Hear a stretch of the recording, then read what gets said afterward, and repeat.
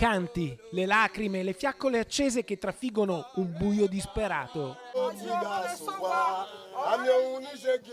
Sono i momenti più intensi, più commoventi della fiaccolata in memoria di Rita Amenze, la trentenne nigeriana uccisa venerdì scorso dal marito nel parcheggio dell'azienda dove lavorava.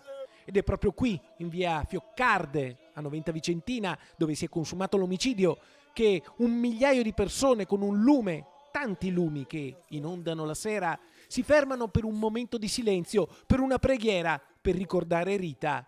Ci sono i familiari, gli amici, le colleghe di lavoro e poi una folla di gente venuta da tutto il Vicentino per stringersi in questo momento di dolore, per lanciare un segnale contro la violenza sulle donne a poche ore da un altro terribile omicidio, quello di Alessandra Zorzin. 2 omicidi nel nostro territorio in pochissimo tempo ci stanno veramente sconvolgendo e quindi dobbiamo veramente ripensare a determinati aspetti legati soprattutto alla scuola, legati alla famiglia. Dobbiamo tutti porci degli interrogativi. Domande a cui l'insensatezza della violenza, della furia omicida non può dare risposta. A Noventa, nel silenzio, parlano questi lumi.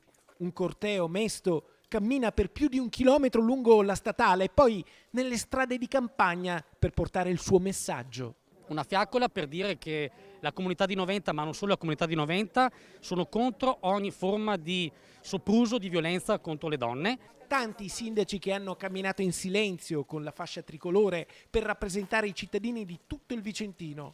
È stata lanciata una raccolta fondi per aiutare le figlie di Rita che adesso orfane non hanno più nessuno. Il regalo più grande che possiamo fare a Rita in questo momento è di sostenere queste bambine che sono in Africa. La fiaccolata alla fine arriva nel parcheggio dove è stata strappata la vita a Rita. Qui, dopo un momento di silenzio, le colleghe hanno voluto ricordarla, lanciarle un messaggio guardando il cielo.